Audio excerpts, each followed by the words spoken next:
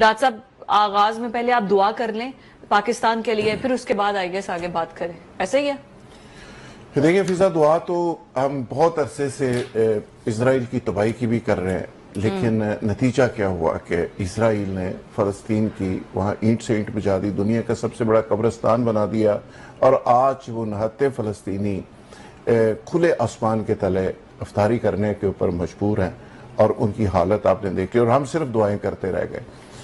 معاملہ دعاؤں سے نہ کبھی کبلا ٹلی ہے، اور نہ دعاؤں سے کبھی صرف معاملات حل ہوئے، پریکٹیکلی کچھ کرنا پڑتا ہے۔ ہم اس بات کا بھی کریڈٹ لیتے ہیں کہ پاکستان ایک ایسا ملک ہے کہ جس کے پاس 10-12 کروڑ نوجوان ہیں۔ اچھا، یہ نوجوان جس کو ہم کہتے ہیں کہ یہ ایک بہت بڑا سرمایہ ہے، یہ سرمایہ اس صورت میں ہو سکتا ہے کہ اگر یہ نوجوان سکلڈ ہوں، اگر ان کو کوئی ہنر سکھایا جائے، اگر ان کے پاس کوئی ایسی چیز ہو جس کی بیس کے اوپر یہ دنیا کو ہم ایکسپورٹ کر سکیں اور پوری دنیا میں ہمارا نوجوان اپنا آپ منوا سکے۔ اگر یہ بغیر سکل کے، بغیر ایجوکیشن کے ہوں گے تو یہ بہت بڑا عذاب بن سکتا ہے۔ بالکل۔ اور جیسا کہ آپ بھگت بھی رہے، اسی طرح پرائم منسٹر صاحب نے بڑی اچھی بات کی، انہوں نے کہا جی کہ IMF کا یہ آخری پروگرام ہے، اللہ کرے یہ آخری پروگرام ہو۔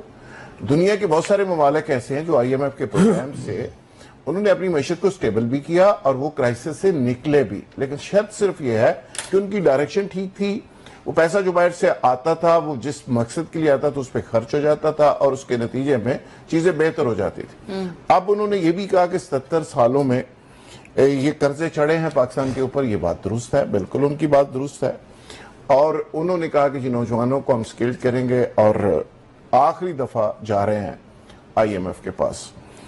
بے نظیر انکم سپورٹ پروگرام کی بات کر لیں، 600 ارب روپیہ ہم ہر سال دیتے ہیں۔ اگر یہ 600 فیکٹری بن جائے تو اس پہ نوجوانوں کو ہم کھپا سکتے ہیں، یعنی اتنی پروڈکٹیوٹی ہو سکتی ہے، بہت کام ہو سکتا ہے۔ لیکن پرائم منسٹر صاحب نے بہت اچھی باتیں کی ہیں، اور ہمیں اچھا گمان اس لیے بھی رکھنا چاہیے کہ معیشت اگر بہتری کی طرف جا رہی ہے اور مزید جس طرف ان کا فوکس ہے اس سے مزید بہتری آئے گی، لیکن بتانا یہ پڑے گا قوم کو، اور قوم کو اعتماد میں لینا پڑے گا کہ کس طرح ہم اپنے پاؤں کے اوپر کھڑے ہوں گے۔ کیا ہماری انڈسٹری ریوائیو ہو گئی ہے؟ کیا ہماری انڈسٹری کی پروڈکشن بہت کم ہو گئی ہے؟ بجلی ہم نے دینا شروع کر دی ہے؟ کیا پاکستان کے اندر ہم جو انٹرسٹ ریٹ تھا اس کو بہت نیچے لے آئے ہیں؟ کس طرح ہم اپنے پاؤں کے اوپر کھڑے ہوں گے؟ کون سا ایسا پلان ہے، اور کیسے ہم آخری دفعہ رانا صاحب کی ساری باتیں مجھے لگتا ہے راحت صاحب نہیں کر دی ہیں۔ یہ ساری چیزوں کا میرا خیال ہے یہ بتانا چاہیے، وہ زیادہ مناسب۔